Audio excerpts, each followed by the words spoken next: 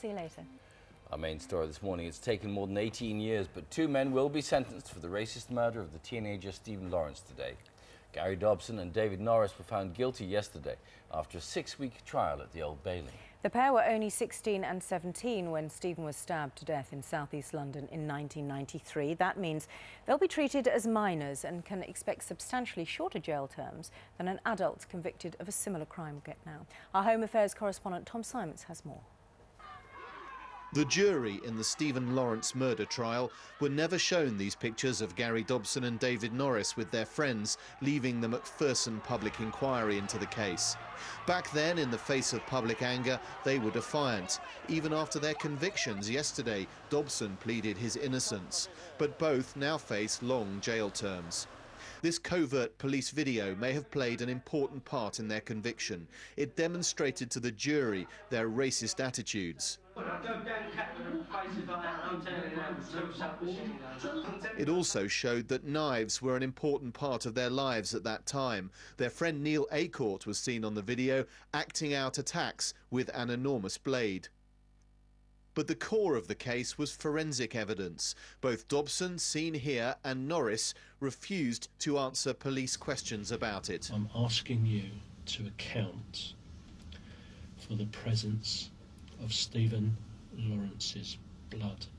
Mr. Justice Tracy will hand down the sentences at 11:30 today. He'll have to consider a number of factors, including previous convictions. Gary Dobson is already serving a 5-year sentence for a drugs offence. David Norris was convicted of racially threatening behaviour in 2002. His lawyer says he's been badly beaten up in prison.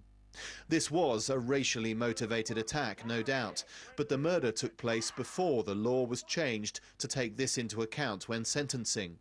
And these surveillance pictures from the time demonstrate that Dobson was just 17, Norris 16. As juveniles then, they will receive lower sentences now. It's expected the murderers of Stephen Lawrence could serve 12 to 15 years, or possibly more, before being considered for parole. Tom Simons, BBC News. Let's talk now in more detail to our legal correspondent Clive Coleman, who's here. Hello, Clive. Explain these sentencing options in more detail then. OK. Well, both men have been convicted of murder, which means that there is a mandatory life sentence. The judge has to pass a life sentence. We know, however, that life does not mean a whole-of-life tariff. Save in exceptional cases, these will not qualify because of the ages of the 2 men at the time that the murder was committed.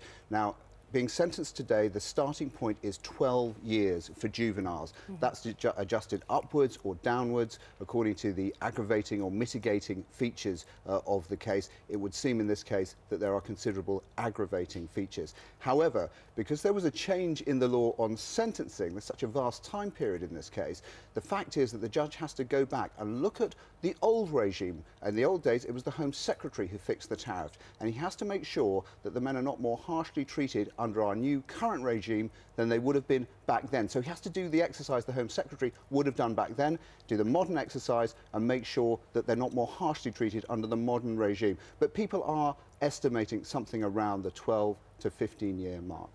All right, Clive. Thanks very much, Clive Coleman.